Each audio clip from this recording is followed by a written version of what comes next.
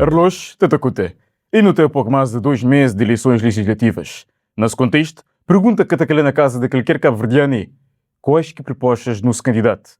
O que é que o partido tem para oferecer agenda nesse novo cenário? Para não desdobrar isso, hoje mandou-se o presidente de UCIT, João Santos Luís. Obrigado pelo convite para participar neste programa e também obrigado para que as pessoas que estão na casa neste momento estão a essa conversa que me está esperado bem ser muito animadora e muito frutífera também para a própria população de Cabo Verde, tendo em conta o contexto que nós estamos a viver neste momento, não é? Então, a UCIT é um partido que foi fundado a 13 de maio de 1978, na Holanda, os cabo-verdianos descontentes com o regime de partido único que foi implantado na altura em Cabo Verde, pelo PAIGC. Na verdade, esse movimento de descontentes surgiu logo em 1975. Depois ele bate a evoluir, até que a 13 de maio de 78 foi fundado a União Cabo-Verdiana Independente e Democrática, Partido Democrata Cristão, que baseia esses princípios na dignidade, basear também esses princípios na centralização do homem no centro, do homem cabo-verdiano no centro, e basear esses princípios na resolução de preocupações do homem cabo-verdiano, ou seja, portanto, um partido que está a colocar efetivamente o homem no centro das suas atenções, tanto na redução de desigualdades sociais, não é?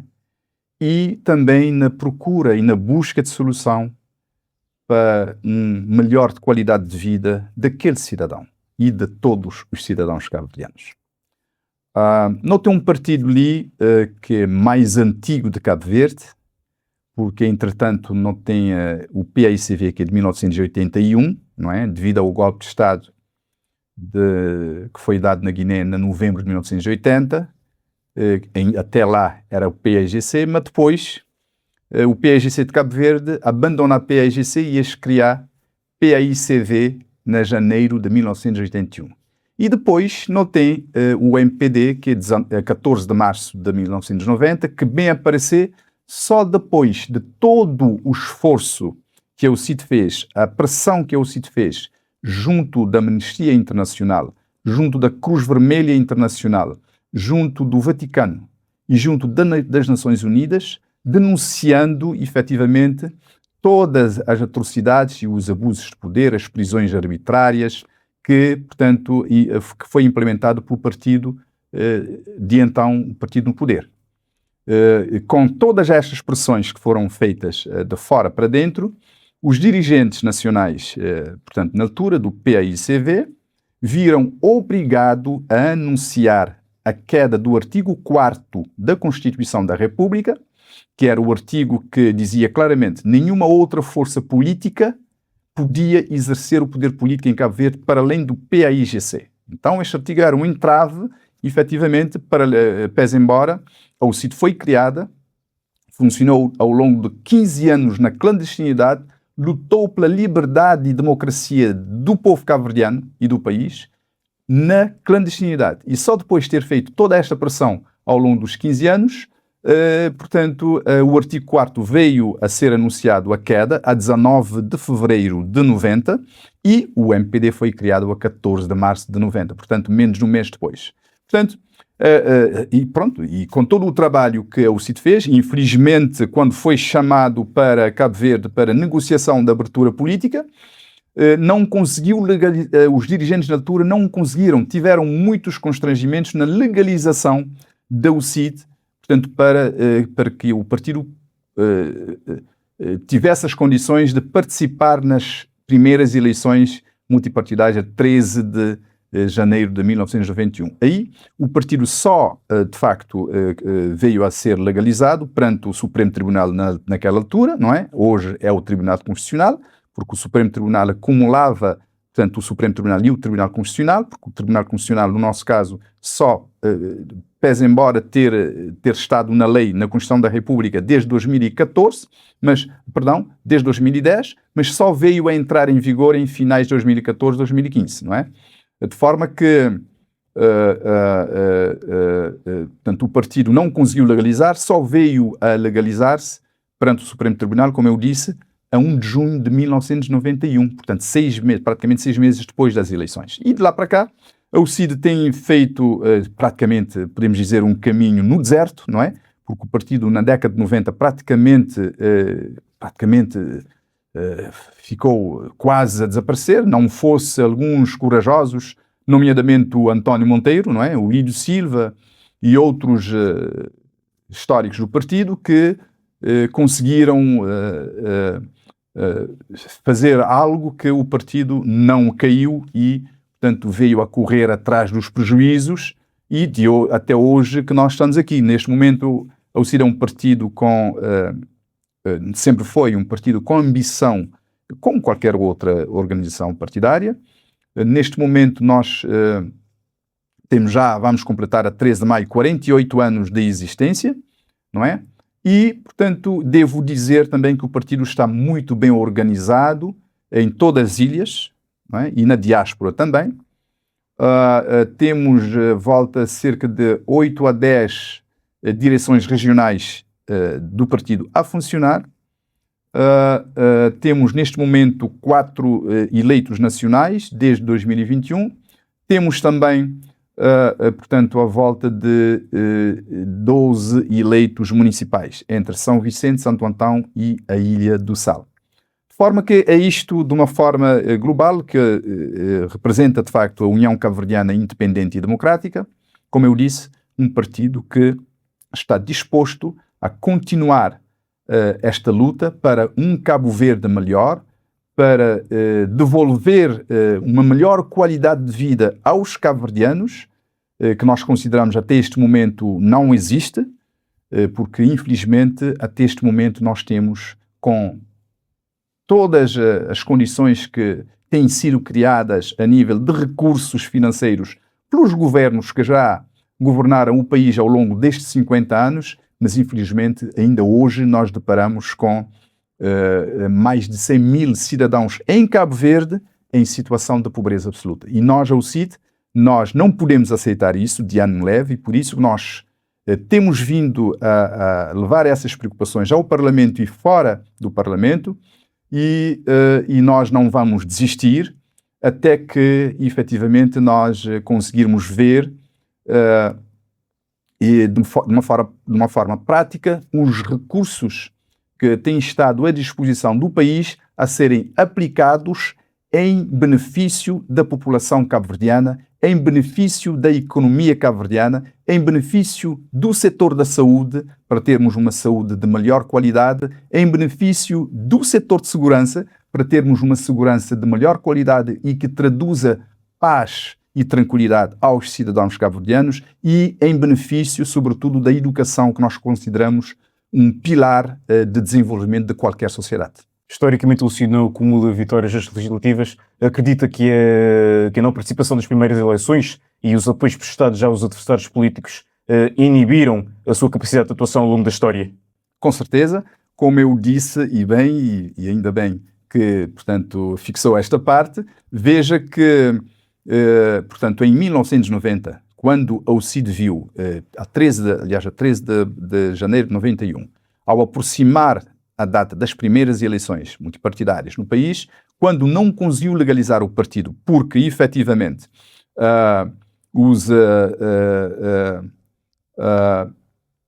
não se conseguiu legalizar o partido para participar nas eleições multipartidárias no país, os dirigentes, naquela altura, deram instruções de Santo Antão à Brava, que havia muitas pessoas da UCID. Havia, naquela altura, pessoas da UCID e do PAICV, porque o MPD não existia. Porque todos aqueles que fundaram o MPD estavam dentro do sistema, não é?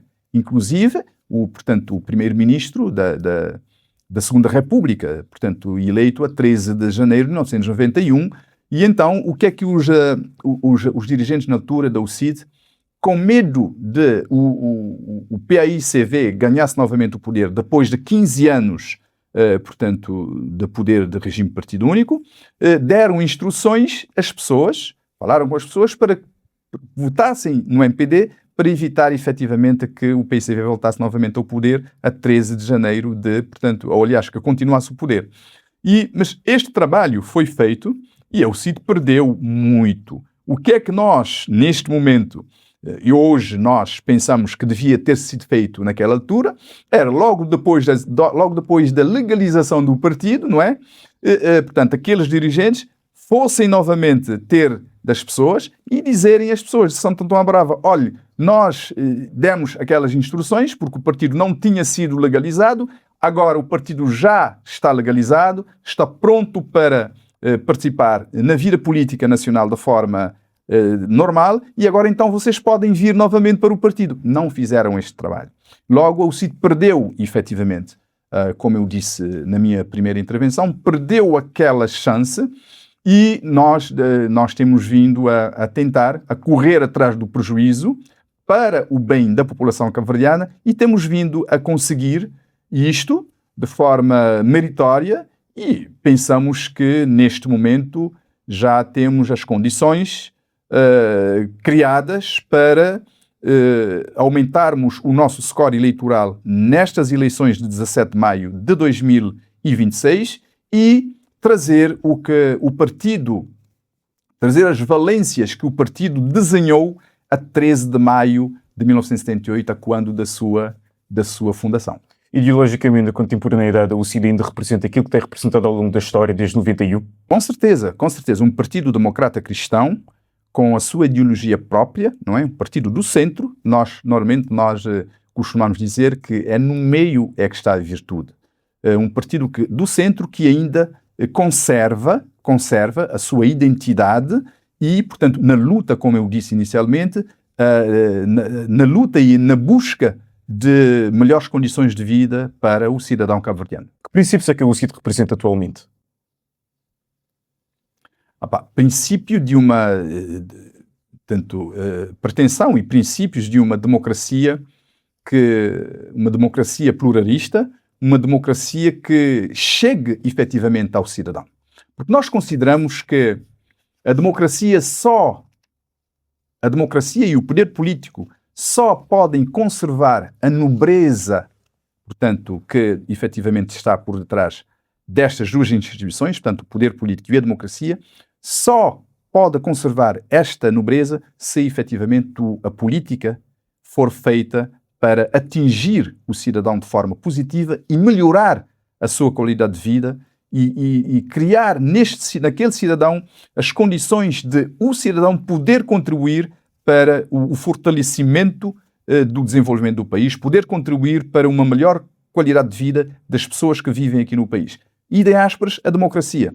Nós ainda revemos no princípio de que a democracia cabo-verdiana é uma democracia que está num processo de consolidação.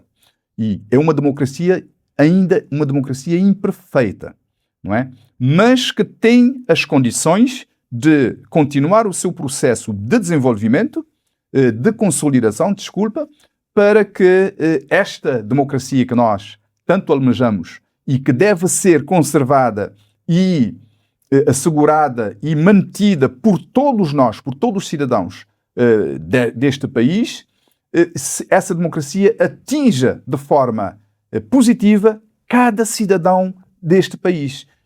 Enquanto nós temos uma democracia que não resolva o problema da pobreza que ainda temos no país, enquanto temos uma democracia que não vai ao encontro das necessidades reais do país, enquanto temos uma democracia que pretende que, por mais recursos que os governantes têm tido, continuam colocando ainda na pobreza absoluta mais de 100 mil cidadãos, enquanto temos uma democracia que contenta-se com os dados, os índices macroeconómicos, que são neste momento razoáveis, e que, enquanto temos uma democracia que, apesar, como eu disse, dos índices macroeconómicos razoáveis, contenta-se com mais de 100 mil cidadãos em pobreza absoluta. Enquanto temos uma democracia deste tipo, que não atinge, que não melhora, que não transforma a vida dos cidadãos, então esta democracia nós podemos considerar que é uma democracia incompleta. O que é que falta para ser completa? Falta exatamente estas nuances que eu aqui acabei de dizer. Falta, portanto, esta democracia ser completa, ter governantes no país, governantes que têm a preocupação, portanto, de efetivamente utilizar da melhor forma os recursos do país a bem e, portanto, ao benefício da população cabo-verdiana. Falta ainda esta democracia para ser completa quando, portanto, quando nós conseguirmos que esta democracia, que já disse que é imperfeita, consiga efetivamente criar as condições que para o país, para a economia, para que o setor económico do país tenha, aliás, os atores, não é? A definição das políticas económicas e fiscais do país tenham a possibilidade de ter uma diversificação económica no país que possa criar almofadas e para evitar e para ter aqui alguma criação, alguma condição de efetivamente nós resistirmos aos choques externos, que não são poucos, portanto, seca, guerras, pandemias, para nós podermos de facto ter estas condições no país e que veja que nós temos estas condições, ainda por enquanto em termos teóricos, mas que podem ser transportados para a prática e, como eu disse, atingir e transformar a vida dos cidadãos e transformar este país. Mas enquanto também temos uma democracia que baseia-se, infelizmente, só na mudança, alternância de poder entre os dois partidos que já governaram Cabo Verde ao longo destes 50 anos, que já estão esgotados, praticamente, o modelo de desenvolvimento, eu tenho de dizer isso, o modelo de desenvolvimento, portanto, económico, praticado pelos dois partidos que já governaram o país, está esgotado. E, infelizmente, continuam com aquele modelo de desenvolvimento. E nós somos chamados a atenção pelo Banco Mundial, pela ONU, para tentarmos mudar, rever o nosso modelo de desenvolvimento, porque estamos numa nova era. Estamos numa era que pode, efetivamente, criarmos aqui uma ruptura completa e trazer para o país, portanto, novas modalidades, novas ideias, para que nós possamos, de facto, avançar e, sobretudo, criar as melhores condições para que os nossos jovens não sejam, por exemplo, obrigados a sair do país à procura de novos horizontes, para que aquele jovem saia do país, mas para passar férias em Portugal ou França, onde tem uma família, um familiar, ou em Espanha ou em Estados Unidos, mas que vá gozar as férias e volte para o seu torrão natal para continuar a contribuir para o seu desenvolvimento. Mas neste momento, há já algum tempo, o que temos verificado é que as pessoas saem, sobretudo os jovens, por falta de horizontes, por falta de oportunidades. E nós, ao CID, nós estamos disponíveis a criar estas oportunidades, temos ideias, sabemos com que país que estamos a viver. O Cabo Verde não é um país pobre. Nós consideramos que Cabo Verde não é um país pobre.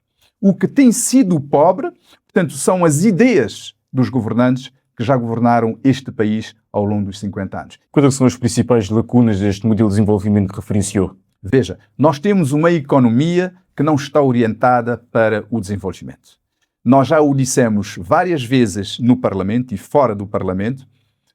Temos uma política fiscal no país que impede, de certa forma, uma massificação do investimento direto estrangeiro no país e, por outro lado, impede também uma expansão e criação de novos negócios pelos agentes e operadores económicos do país. E quem tem esta capacidade financeira, estou a referir diretamente aos cabo-verdianos que vivem espalhados pela diáspora, que têm uma grande capacidade financeira, não é? Que podiam ou podem ainda investir no país, mas não têm tido esta possibilidade, porque temos uma política fiscal que não ajuda, temos uns serviços das alfândegas que ainda há muita burocracia, muita lentidão, e as pessoas, quando é assim, os empresários e os próprios cabo-verdianos que vivem na diáspora, ficam com o pé atrás. Investir é um risco, mas este risco pode ser controlado. Cabe ao Estado de Cabo Verde, através do governo que estiver em funções, criar estas condições em termos institucionais para abrir as portas e, portanto, permitir que o país tenha investimentos, massificação dos investimentos em energias renováveis, por exemplo, e em investimentos diretos estrangeiros, não só no setor turístico, como tem vindo a acontecer, mas também apostando numa série de diversificação económica e que permita, de facto, este desenvolvimento. Veja que eu disse que a nossa economia não está virada para a produção. Eu tenho a minha razão. Veja que ao longo dos 50 anos da independência e 35 anos da democracia, o que é que acontece? Nós ainda no país importamos mais de 90% do nosso consumo. Isto é inadmissível. E nós não podemos aqui, ninguém pode vir cá dizer-me que não, o país não pode mais, o país é pobre. O país não é pobre.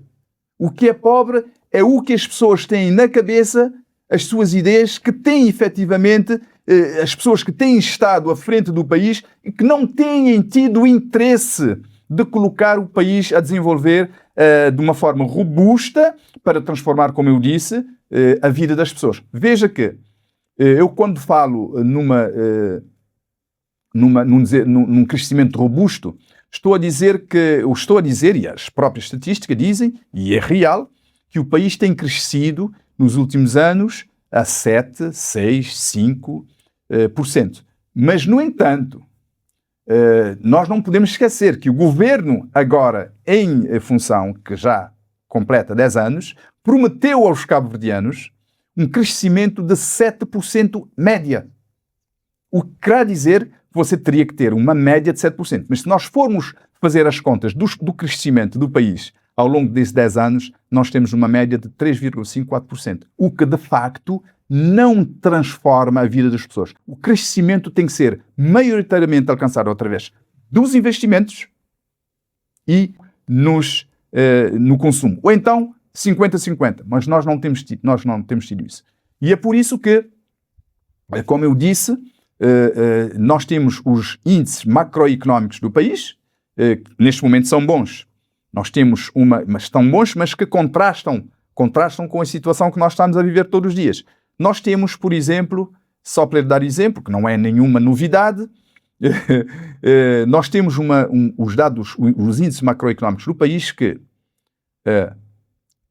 os índices, a taxa de desemprego baixa. A taxa de desemprego é uma taxa, neste momento, baixa, mas que contrasta com as inúmeras saídas sobretudo, dos jovens e mão de obra do país. Eventualmente, esta baixa da taxa de desemprego está relacionada com a população ativa que vem saindo do país à procura, como eu disse, de novos horizontes. Por outro lado, nós temos uma dívida pública que reduz em termos de rácio do produto interno bruto, mas que contrasta com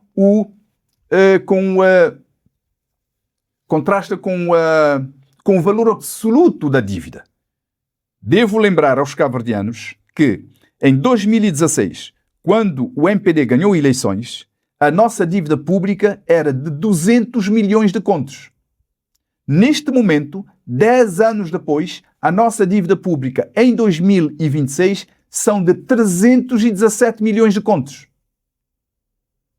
Portanto, entretanto, devido aos crescimentos que a economia tem tido, como eu disse, que não tem transformado a vida das pessoas, mas tem servido para reduzir a dívida pública em termos do rácio do PIB, ok?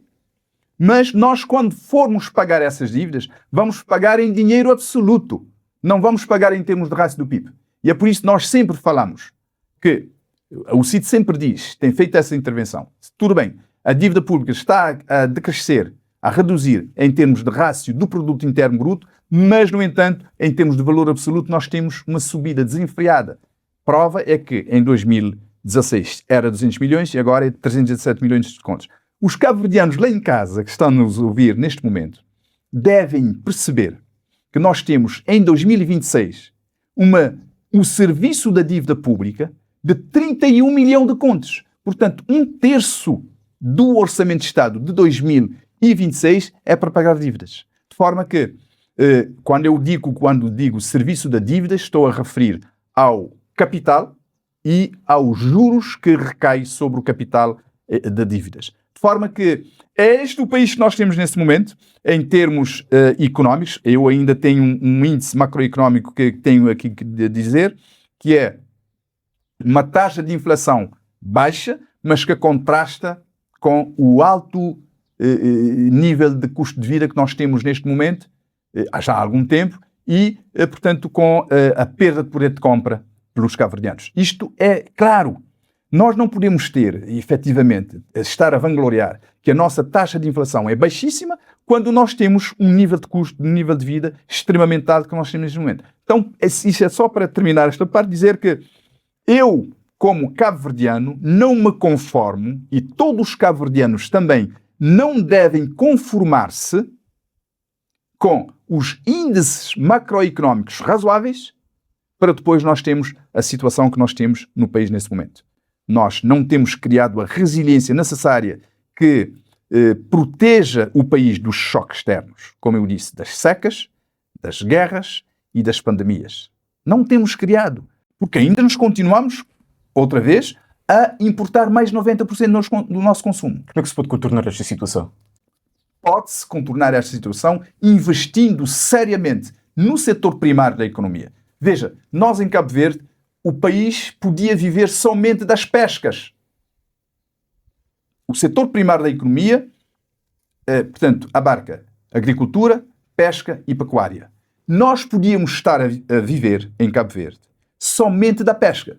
Isto se os investimentos tivessem sido feitos. Mas nós, em Cabo Verde, qual é que tem sido a preocupação dos governantes todos relativamente ao setor primário da economia? Concretamente ao setor da pesca. Contentam-se, têm contentados, portanto, somente com a pesca de sobrevivência, mas também com a assinatura dos acordos da pesca com a União Europeia e com países terceiros. Eu, quando digo isto, estou a dizer, nós não somos contra acordos de pesca, mas nós defendemos que o país deve investir no setor da pesca, em barcos semi-industrializados e industrializados, com tecnologias de ponta, com formação para as pessoas, os pescadores, para que os nossos barcos possam ir o mais longe possível e capturar os peixes. E depois, no espaço onde nós não conseguirmos atingir, aí sim podemos assinar os acordos de pesca com a União Europeia ou com países amigos para atuarem lá onde nós não conseguimos atuar. Mas não tem sido feito isto. Nós sabemos que os nossos armadores de pesca, a nível nacional, têm um grande problema. A capacidade financeira. E cabe o Estado de Cabo Verde criar estas condições em termos institucionais para que esses armadores tenham as condições de exercer bem as suas atividades pesqueiras e diversificarmos a nossa economia, criarmos mais frescomar em San Nicolau, termos as condições de criar frescomar em Santo Antão, termos condições de criar frescomar em Santiago e assim sucessivamente por todas as ilhas. Mas nós não podemos fazer isso, porque não há investimentos. No aspecto da agricultura, como pode ver, nós ainda estamos muito aquém das nossas capacidades em termos de agricultura. Eu, às vezes, fico pasmo que os governantes não têm tido esta visão. Os governantes que já governaram o país ao longo dos 50 anos não têm tido a visão de um setor económico a produzir. E veja que no setor de transformação, que é o setor secundário, que é o setor de indústria, nós não podemos ter, de facto, um setor da transformação se nós não apostarmos fortemente no setor primário. Porque nós não podemos transformar o que nós não produzimos no setor primário. Por isso, temos tido grandes problemas na afirmação do setor da transformação no país, que é o setor da indústria. Temos, simplesmente, ao longo dos tempos, dos 50 anos, baseado só, simplesmente, a volta de 70% a 80% no setor terciário da economia, onde se aloja o comércio, os serviços e o turismo. Em termos morfológicos, Cabo Verde é fragmentado geograficamente. Como é que o partido pretende fazer com que as diferentes bases e a diáspora tenham um impacto real nas decisões tomadas da capital? Veja, nós temos de facto feito este trabalho. Não tem sido fácil. Portanto, só para recuar um bocadinho para poder entender, para as pessoas lá em casa poderem entender, a UCID entrou no Parlamento em 2006 com 2 deputados. Em 2006 nós participámos só em São Vicente. Em 2011 nós participámos em 10 municípios, elegemos só em São Vicente. Em 2016 e 2021, respectivamente, participámos nos 13 municípios. Elegemos 3 deputados em 2016 e 4 deputados em 2021. Ou seja, portanto, só para ter ideia, que o partido tem feito muito trabalho em todas as outras regiões, ilhas, ao contrário do que muitas pessoas vêm dizendo que a UCID é um partido de São Vicente. Não é. Primeiro, a Constituição não permite partidos regionais em Cabo Verde. As pessoas têm dito isto por uma dose de maldade, tentando conotar a UCID como partido de São Vicente.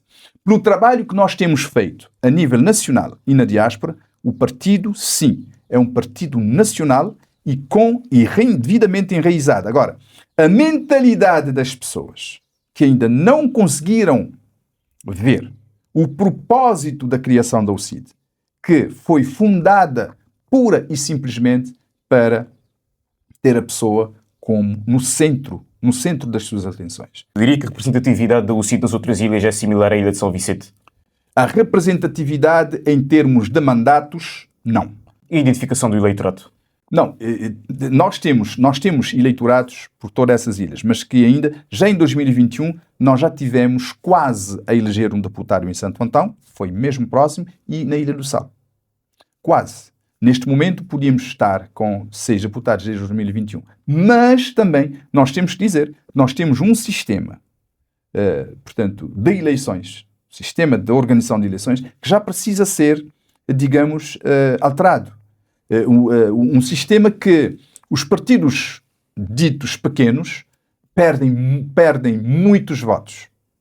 Muita dispersão. Só para ter ideia, já em 2016, se o sistema, por exemplo, fosse misto, a UCID já teria 5 deputados. Idem aspas em 2021. Quando a UCID consegue eleger um deputado com a média de 5.000 votos, os outros 2 partidos conseguem eleger um deputado com cerca de 3.000 votos. Porque nós, em 2016 e 2021, tivemos 21, já ultrapassámos 20.000 a nível nacional. 2016 tivemos quase lá 19.000 e tal. Entretanto, elegemos só 4 deputados. Tivemos desperdício de votos nesse sistema em todas as outras regiões, em todos os outros círculos eleitorais, com exceção, portanto, de São Vicente. Temos tido uma obtenção crescente. Que propostas disruptivas é que a UCID apresenta para reconectar o cidadão cabo-verdiano com as urnas? E esta é uma situação muito preocupante a nível do país. Nós estamos lembrados que em 2021, nas eleições legislativas de 2021, nós tivemos volta de 41% de abstenção. Nas eleições autárquicas de 2024, tivemos, em média, 50 e tal, 50,2%, 50,5% de abstenção. Isto é muito preocupante. Muito preocupante, porque eu estou a dizer média, porque há, por exemplo, na Ilha do Sal, houve 70% de abstenção. Só para ter ideia. Na Santa Catarina, houve quase 60 e tal por cento de abstenção. Em São Vicente, 50% de abstenção. Aqui na praia também houve um número considerável de abstenção. Portanto, estas situações São situações que nós consideramos muito preocupantes. As pessoas não estão a participar da vida política, da vida democrática, da democracia do país. A democracia significa participação dos seus cidadãos. Se nós temos uma democracia, e por isso já agora o meu apelo às pessoas que não votaram nas últimas eleições, que vão às urnas, porque a democracia significa exatamente isso. Significa participação, portanto, na vida política nacional, no momento certo, para depois nós termos as condições, em termos de atores políticos que foram eleitos, terem a possibilidade de transformar o país. Porque se nós continuarmos com esta alta taxa de abstenção, uma meia dúzia de pessoas foram votar, nós não conseguiremos ter ideias para transformar o país. Então, este apelo, nós estamos a trabalhar com foco na nossa diáspora, nos jovens e nas mulheres, de uma forma micro. O nosso foco nessas eleições, por forma a reduzir esta taxa preocupante de abstenção, ou seja, de pessoas às urnas, estamos a trabalhar com foco, como eu disse, nos jovens, na nossa diáspora, nas mulheres. O nosso foco será direcionado também por uma melhor educação, uma melhor saúde, uma melhor segurança e, sobretudo, um melhor investimento na nossa economia, que é a economia que tem esta responsabilidade de criar, portanto, de criar sinergias positivas e alocar os recursos aos setores como educação, saúde e segurança para esses setores serem altamente qualificados e conseguirem, efetivamente, resolver o problema do país e dos seus cidadãos. No terreno, as propostas dos partidos parecem convergir. A UCID teria alguma proposta que seria inconciliável com a dos adversários? Eu considero que pode haver, de facto, alguma convergência em termos da apresentação de propostas. Mas os cabo-verdianos devem também saber que os outros dois partidos que já governaram o país ao longo destes 50 anos têm apresentado inúmeras promessas e propostas que nunca foram cumpridas. É verdade. Entre elas? Não, nós temos muitos exemplos. Por exemplo, uma das propostas do atual governo prometeu criar 45 mil postos de trabalho, por exemplo. Prometeu porque o país tivesse, digamos, um crescimento em média 7%. Não existe. Não há este crescimento. Prometeu mais, digamos, uma governação equilibrada, onde todos os cabo-verdianos tinham a possibilidade de ter uma vida melhor. Prometeu isto, mas não existe. Prometeu uma democracia limpa. Neste momento, veja que a nossa democracia, eu digo isto sempre, há 3 males que prejudicam seriamente a nossa democracia. Nomeadamente, o medo, as represálias, o revanchismo e ainda temos mais um que é muito mais perigoso. A vingança política, que infelizmente ainda existe no nosso processo democrático, no nosso país. E nós temos que trabalhar. É só com a ida das pessoas às urnas, expressando de forma clara, que nós podemos evitar esses 4 males da nossa democracia que eu aqui mencionei. A expressão Partido São Vicente fere? Não, a nós não nos incomoda, porque, como eu disse, as pessoas, quando lhes convém, dizem que o UCID é um partido de São Vicente. É só quando lhes convém. E nós sabemos exatamente aquelas pessoas que dizem assim, são pessoas conotadas a outros partidos. Eu já refiro que, novamente, que a UCID é um partido de índole nacional.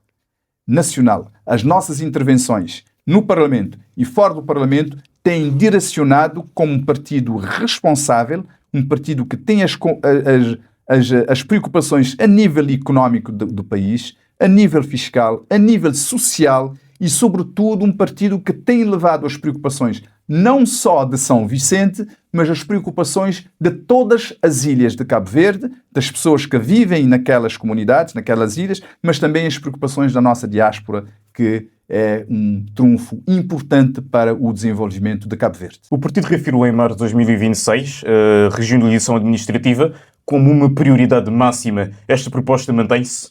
Com certeza. Veja, o CID, nós temos levado toda essa preocupação, sobretudo na questão da centralização do poder, que ainda hoje, depois dos 50 anos de independência e 35 anos de democracia, temos este problema que é gravíssimo, a centralização do poder.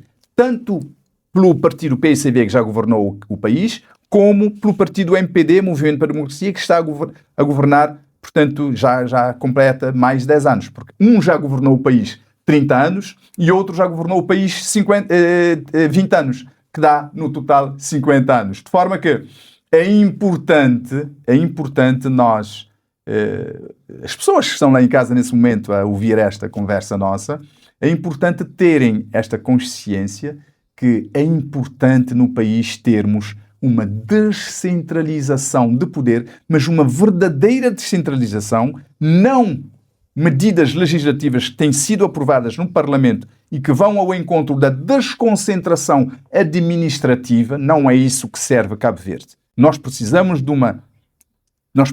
coragem para nós podermos descentralizar o poder, para que as ilhas possam aproveitar todas as potencialidades que nós temos em todas essas ilhas e municípios e conseguirmos fazer o upgrade no crescimento a nível global de uma forma organizada no país, e isto não tem acontecido. A nossa preocupação ainda mantém-se, como eu disse, e respondendo diretamente à sua pergunta, a nossa preocupação, a nossa proposta mantém-se numa verdadeira descentralização, de forma a alocação de competências em termos de recursos humanos e em termos de recursos financeiros que possam possibilitar um melhor desenvolvimento de todos os municípios e sobretudo, uma criação de melhor qualidade de vida aos cidadãos que vivem naqueles municípios. Mas nós também entendemos que enquanto o governo irá sair,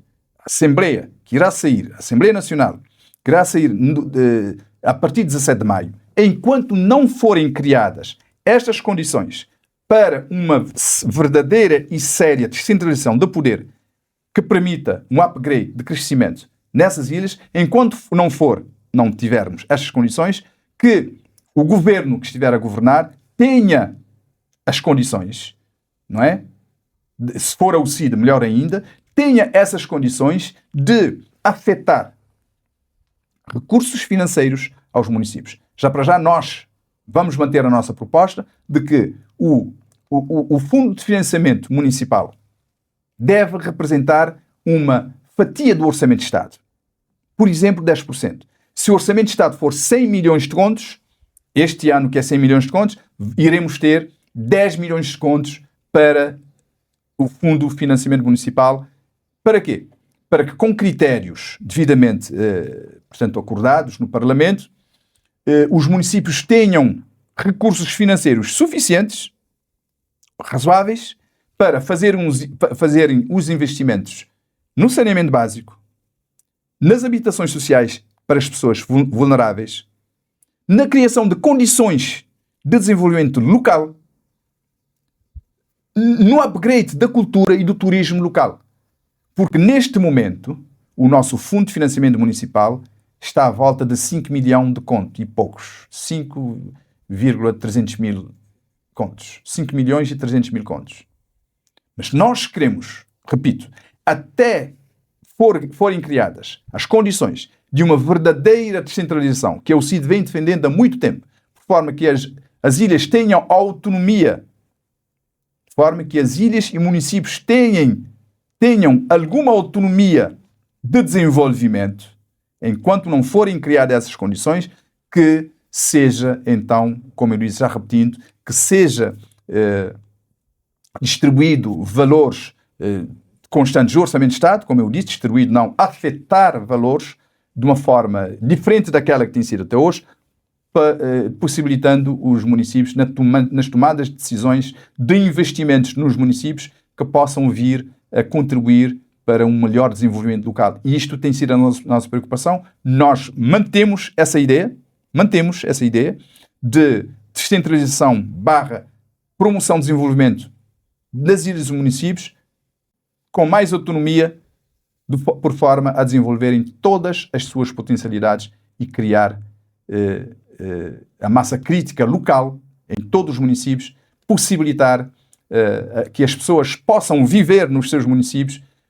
Aqui não queremos de forma alguma dizer que as pessoas não podem deslocar, mas que tenham as condições de encontrar um emprego digno no seu município, que tenham as condições de ter uma habitação digna no seu município, que tenham as condições de ter água potável de qualidade no seu município, na torneira da sua casa, para efetivamente sentir-se que é aprazível viver no seu município, lá onde nasceu, e só poderá ter necessidade de deslocar para passar umas férias ou para conhecer bem a outra ilha, que nós somos livres, temos que a mobilidade não é proibida, mas para nós deslocarmos, fazermos a mobilidade quando é necessário e não a procura de horizontes que no nosso município ou na nossa ilha não existe. A quem acusa esta proposta de criticar a centralização política nacional em benefício de uma centralização bilateral entre os centros urbanos da Praia e de São Vicente? Há muitas vozes, efetivamente, que têm surgido sobre essa questão.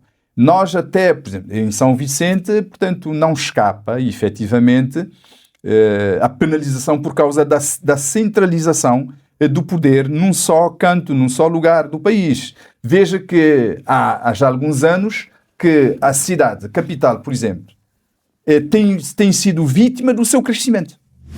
Boca de urna só tem existir porque não tem boa de querer de lota da gente que ele apoia. Então, fazer favor de inscrever, ativa aquele sininho que é para depois fazer agora. Não tem havido uma política de desenvolvimento de acompanhamento do crescimento da praia por parte do poder local e do poder central. Mas isto é lógico, é visível. Eu não estou aqui a inventar absolutamente nada. Os dados do INE mostram que a ilha de São Vicente, em termos relativos, tem mais bairros de lata do que a cidade da Praia. Com certeza. A ilha de São Vicente é a ilha que tem maior número de bairros de lata e nós temos feito muitas intervenções nesse sentido, tanto local como nacional. Eventualmente, a política de habitação que tem sido levada a cabo pelos dois partidos que já governaram Cabo Verde não tem sido a melhor. Porque, veja, eu vou só lhe dar o exemplo seguinte. Nós temos um bairro de lata, por exemplo, aí na Cruz de Papa, uma zona de Vila Nova que fica lá no alto. O que é que o governo faz? Em vez de o governo e a Câmara Municipal criarem as condições para aquelas pessoas viverem lá onde têm as suas casas, o governo vai numa zona longínqua, que a pessoa não conhece, constrói aí um bloco de apartamentos, tira aquelas pessoas de lá, coloca as pessoas no bloco de apartamento. Quando o sítio tem uma ideia completamente diferente.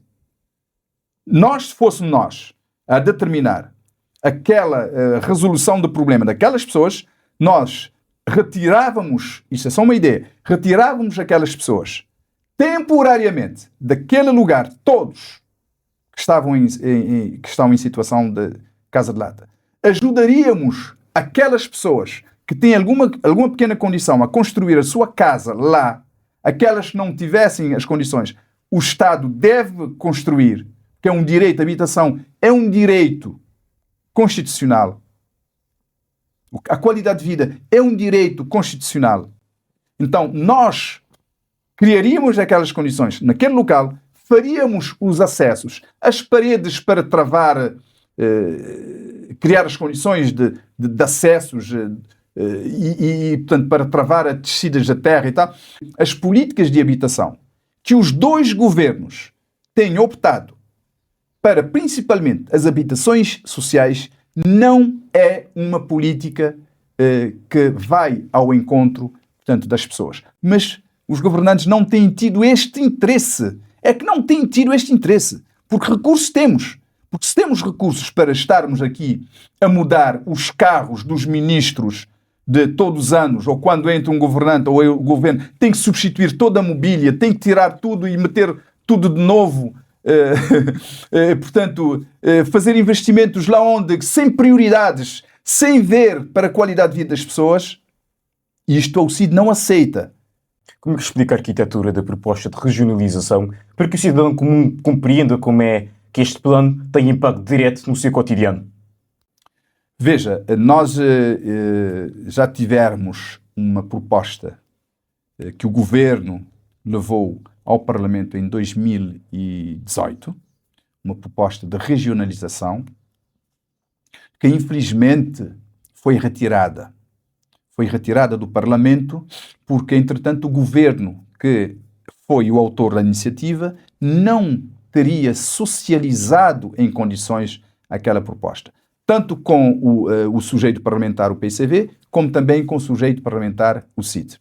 De forma, uma proposta do tipo que requer para a sua votação uma maioria especial, ou seja, uma maioria de 2/3 dos deputados no Parlamento, terá de ser uma iniciativa, uma proposta bem socializada e que permita a introdução de inputs para melhoramento da proposta. O Governo assim não entendeu, apesar de, na campanha de 2016, prometeu, propriamente dito, a Ilha de São Vicente. Prometeu, nós ouvimos, nós todos ouvimos, nas campanhas das eleições para as legislativas de 2026.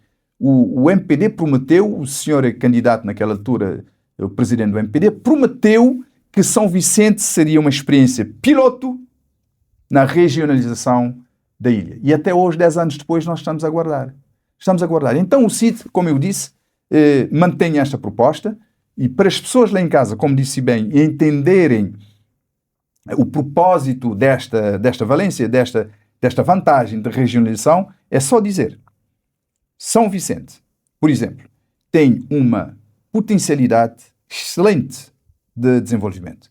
Santo Antão tem uma potencialidade excelente de desenvolvimento. São Nicolau tem uma potencialidade excelente de desenvolvimento. A Ilha do Maio, que está esquecida, a semelhança da música que o Bitu fez, Jarmai parado na tempo, ainda continua parado na tempo. Jarmai ainda continua parado na tempo, infelizmente. A Boa Vista, estive lá ainda bem poucos dias. Portanto, com potencialidades para crescer 4, 5 ou 6 vezes mais. Não há interesse em investimento público nessas ilhas. E a própria ilha, a própria região, a ilha, portanto, não consegue, por qualquer despacho, terá que sair do gabinete do ministro que está na praia. Uma outra coisa, deslocalização de ministérios não resolve o problema. O que resolverá o problema é a deslocação de competências políticas e afetação de recursos humanos e de recursos financeiros para que esses municípios possam desenvolver. A OCID tem propostas muito claras.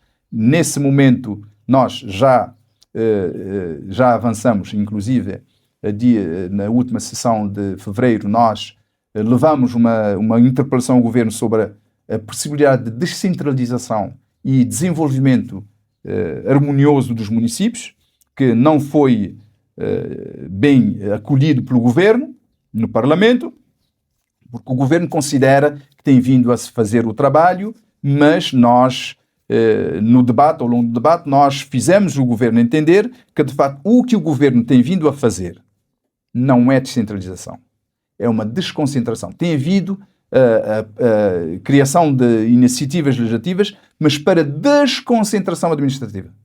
Não é descentralização nem regionalização. E nós queremos que, de facto, nós tenhamos aqui ou duas opções, ou cada ilha uma região, de acordo com o Estatuto da OCID, mas também nós podemos ter um grupo de ilhas a formar uma região. Qual das propostas é mais plausível?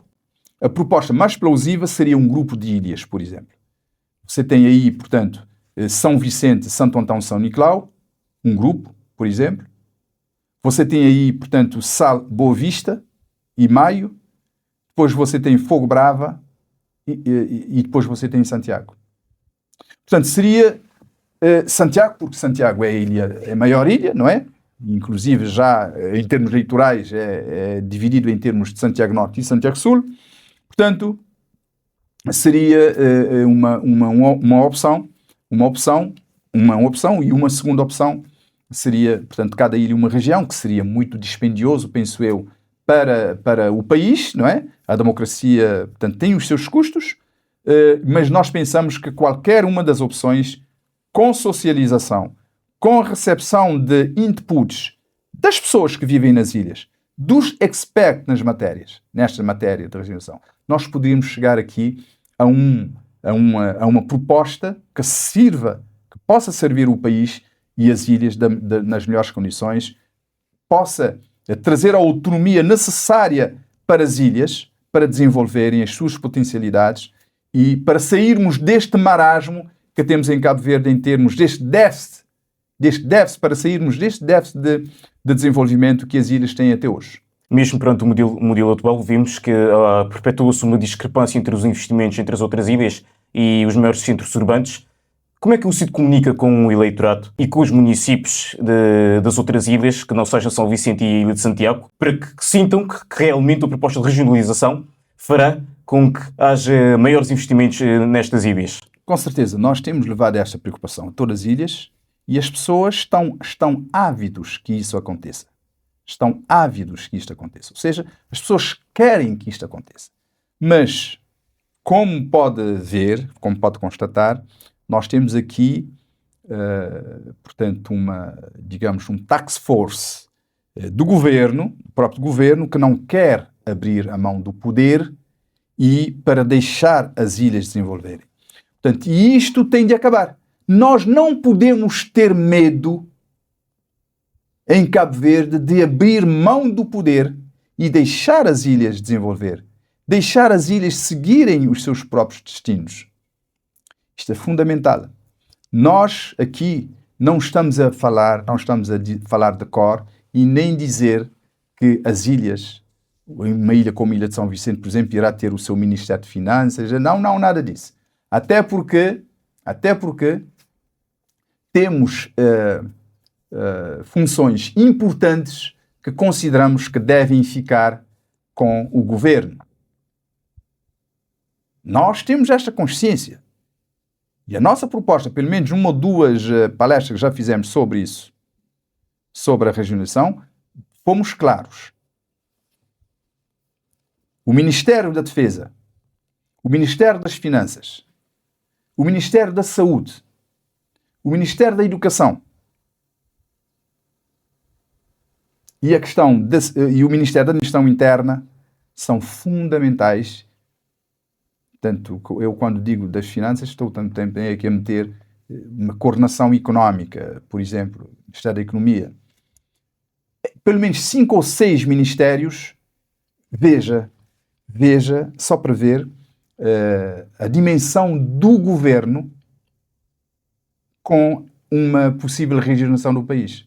Todas as outras funções estariam nas ilhas. Esses 5 ou 6 funcionaria de forma tranquila e o governo não iria ter menos receitas, por exemplo, do que tem neste momento. O Estado continuaria com a dinâmica das suas atribuições no Ministério das Finanças, no Ministério da Administração Interna, no Ministério da Defesa, no Ministério da Educação e no Ministério, portanto, da Economia. O projeto é logisticamente viável? Eu penso que sim. Nós temos que experimentar, com base nos estudos efetuados, podemos experimentar isto. Ou então, até que os estudos fiquem prontos, temos que encontrar uma forma de descentralização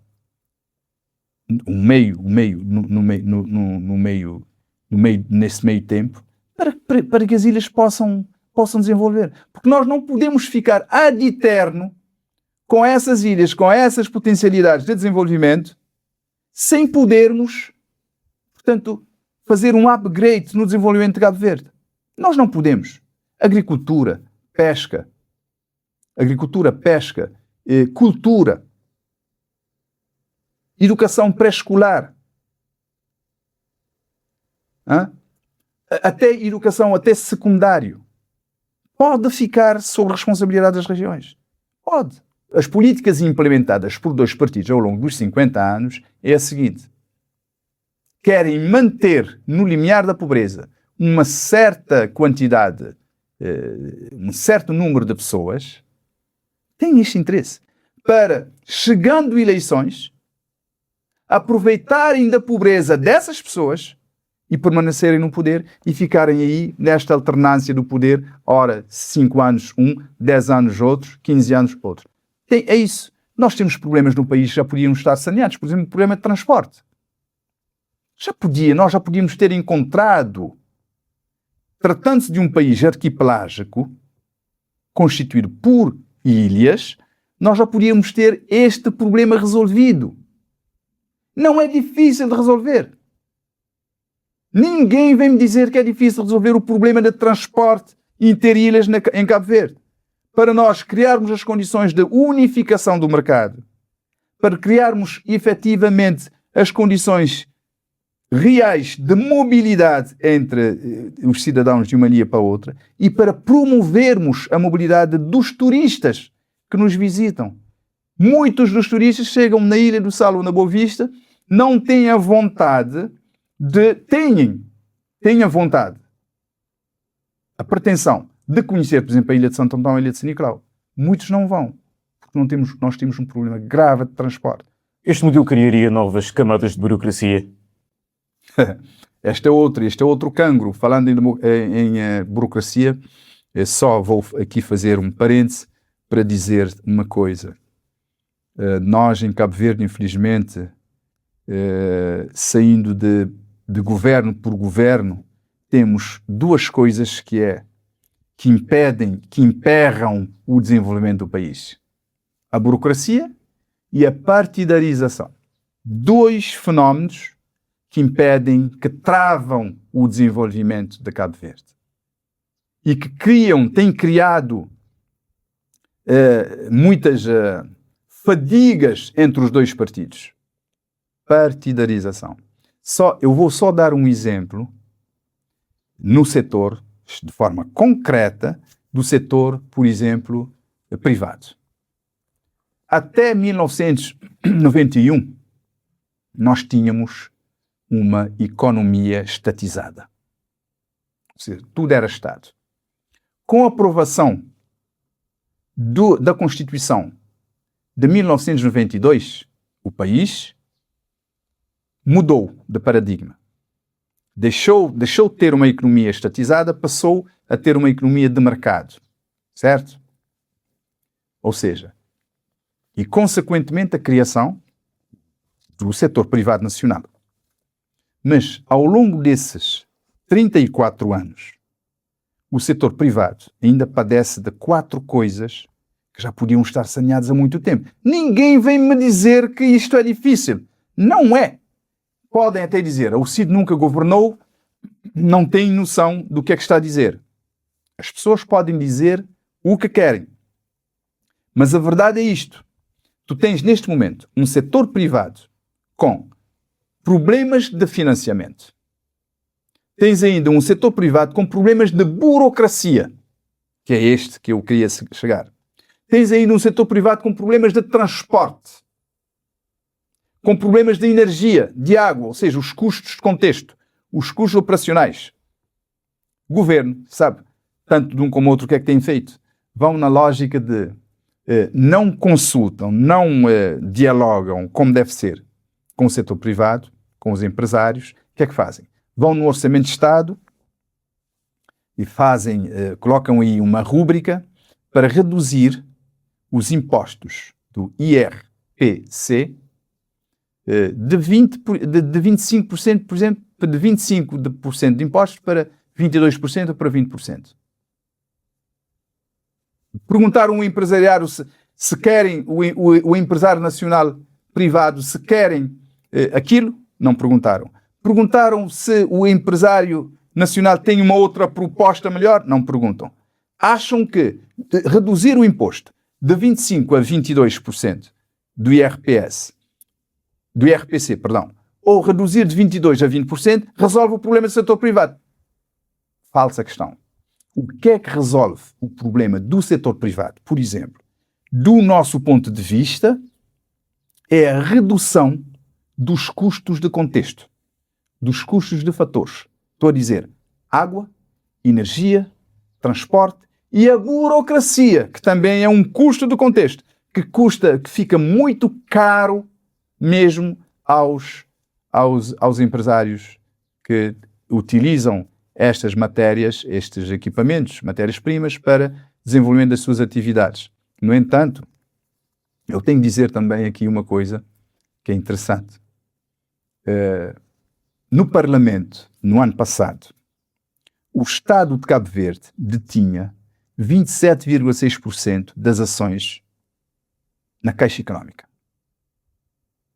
O Sr. Ministro das Finanças levou esta, portanto, ideia ao Parlamento para... nós estávamos naquela altura no Estatuto de Perguntas dos Deputados ao Governo. E nós levámos essa preocupação.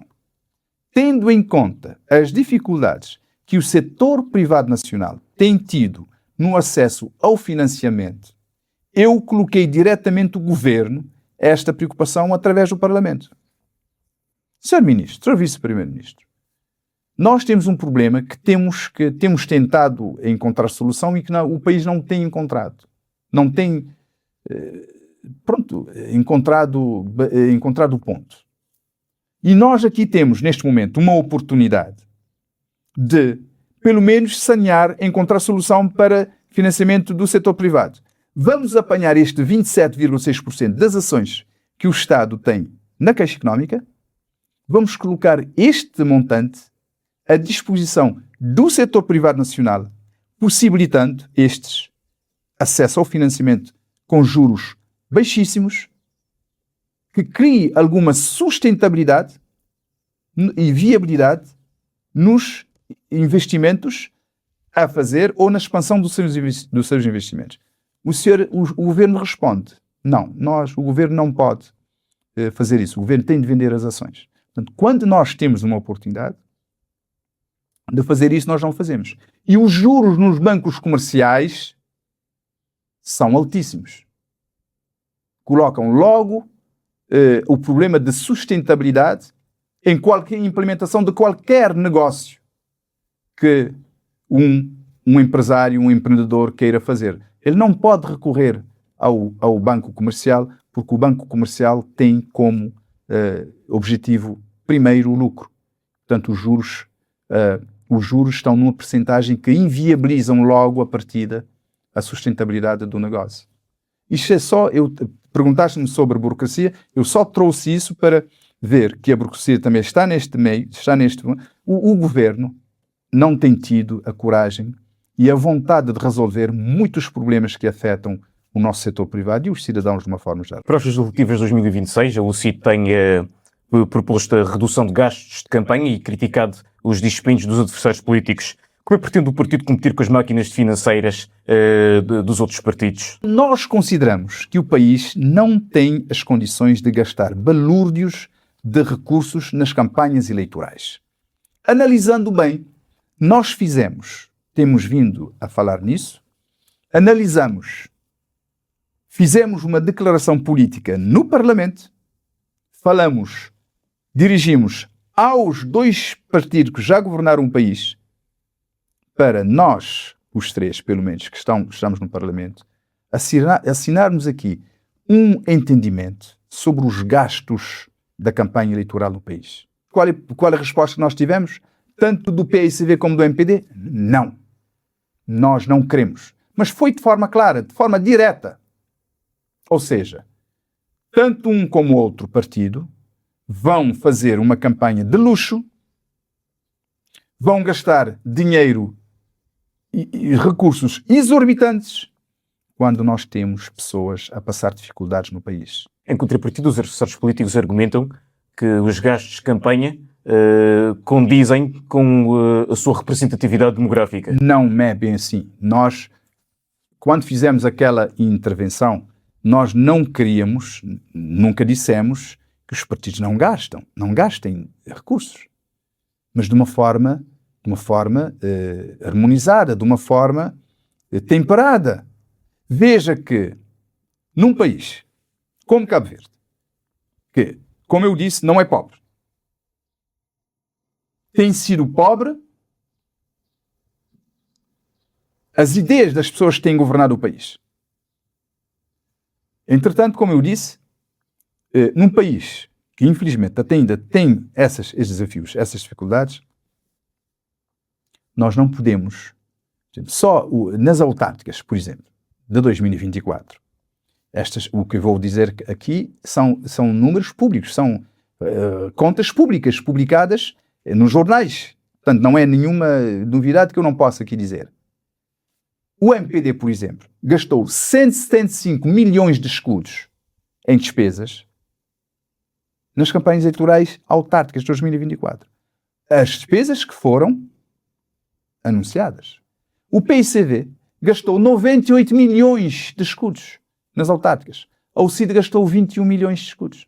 Não tem nada a ver com representatividade. Diria que os valores exacerbam a sua representação. Não, por isso eu estou a dizer, não tem nada a ver com a representatividade.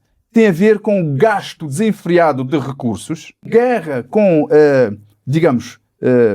com a ambição de chegar ao poder a todo custo.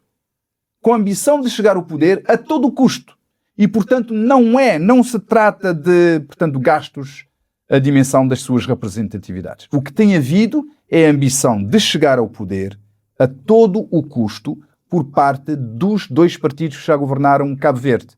Nós não podemos ter um país que, 6 meses antes de campanha eleitoral, que o governo venha, o partido que estiver a governar, venha distribuir motores e botes e uma camarinha de gelo aí, outra aí. Isto não é investimento. Isto é aproveitar das oportunidades, das necessidades das pessoas naquele momento para condicionar o voto da pessoa. Isto nós temos que dizer de forma clara. Não é a melhor opção. As pessoas não querem isso, só que tomam aquilo naquele momento porque têm falta. E veja que são recursos públicos. Não sai do bolso de ninguém. Por isso eu quero aqui dizer àquelas pessoas que estão a receber e vão receber mais para tomarem. Porque o dinheiro que está a ser um gasto no motor, no bote, ou no frigorífico, ou nas verguinhas, são deles próprio, por direito. Nem o PCV no MPD não está a lhes dar absolutamente nada. O dinheiro é deles por direito próprio. E então tomem o que oferecerem, mas no momento da votação lembrem-se que nós temos que decidir as nossas vidas num segundo para um período de 5 anos. Com uma expressão eleitoral duplicada, o CID conseguiria fazer campanha com o mesmo valor utilizado? Nós não temos nenhum problema.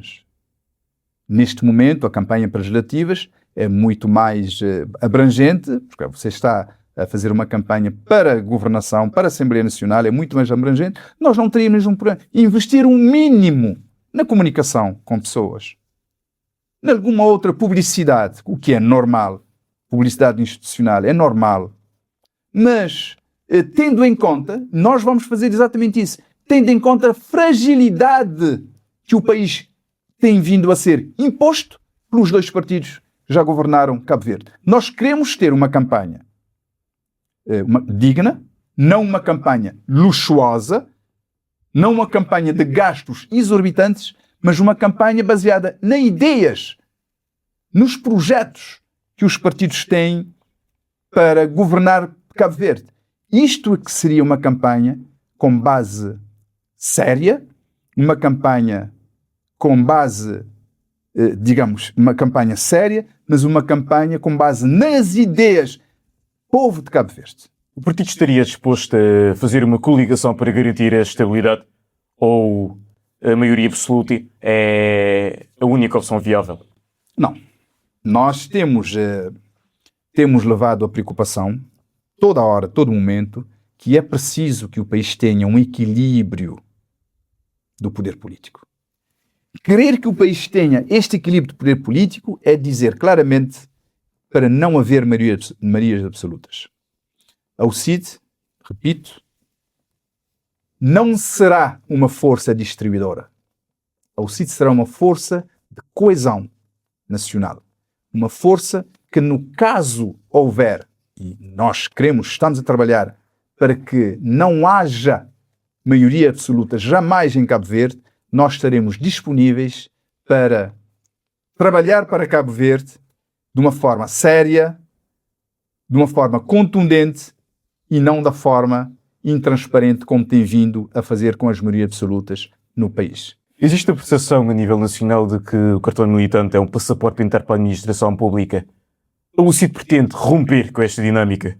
Nós temos, de facto, contestado essa posição dos governos, não só do PICV, como também do MPD. Quando, eu estou a me lembrar neste momento, quando o PICV estava no poder, durante os 15 anos, o MPD passou a vida a criticar a atitude do governo do PICV sobre essa questão. O MPD acaba de entrar, faz igual, a mesma coisa. Portanto, nós temos que acabar com isso e apostar efetivamente, definitivamente, no mérito das pessoas. Desde há muito tempo o CID tem vindo a falar sobre isso. O governo prometeu a lei do concurso desde 2016, mas infelizmente ainda não tivemos essa oportunidade, não é? Nós defendemos que os cargos sejam acedidos por mérito e não pelo cartão de militante. Isto é importante, porque se nós continuarmos a atribuir os cargos por cartão de militante, como tem acontecido, o país continua fragilizado, com desigualdades de oportunidades. E nós não podemos, efetivamente, aceitar isso. Já é tempo de nós termos em Cabo Verde a possibilidade de valorizar as competências, valorizar o mérito das pessoas e que as pessoas tenham acesso aos cargos por mérito próprio, através do concurso, de forma transparente. Nós temos tido também alguns concursos, é verdade, em algumas áreas, que é só figura. A pessoa já está a escolher antecipadamente. E o concurso que tem havido, alguns, é só figura. Muitas pessoas chegam em nós a reclamar, mas nós não podemos fazer nada. E nós temos é que levar essa preocupação ao Parlamento, mas eu espero que a partir do dia 17 de maio de 2026, o CID possa levar esta preocupação e obrigar alguma coisa a acontecer de forma diferente. Até esse momento não podemos fazer isso porque não temos força política suficiente. Mas a partir de 17 de maio estou em crer que nós teremos estas condições. Qual a mensagem para que o eleitor vote na UCID? Quero aqui dizer ao eleitor cabo-verdiano no país e na nossa imensa diáspora que a UCID está preparada. A UCID está preparada e convicta das suas responsabilidades perante o povo cabo-verdiano. E nós temos duas questões fundamentais desenvolvidos na nossa plataforma. Temos uma parte que nós podemos considerar macro e uma outra parte que nós podemos considerar micro. A parte macro, nós queremos dizer ao povo cabo-verdiano que se apostar com força, com firmeza na UCID no dia 17 de maio, nós queremos revolucionar a vertente económica do país. Qual é a mensagem que a UCID deixa para que o eleitor aposte no partido? Uma caiba num cartão postal.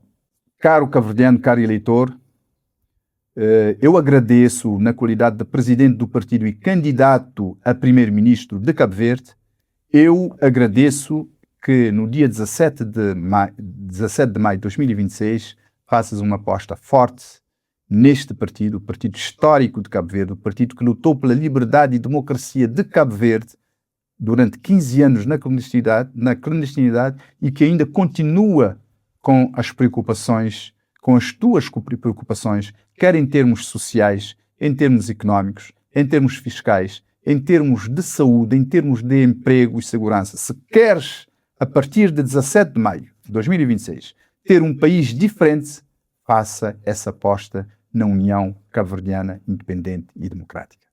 Sr. Luís, agradecemos pela sua presença, pelo seu contributo e para quem esteja na casa nunca poder deixar de forma alguma de pedir para continuar a acompanhar o programa legislativo. Acompanha de perto aquilo que propostas que partidos e candidatos têm para boa e, obviamente, que busque se inscrever no canal, ativa aquele sininho e acompanha aquilo no tempo a oferecer na boca de urna.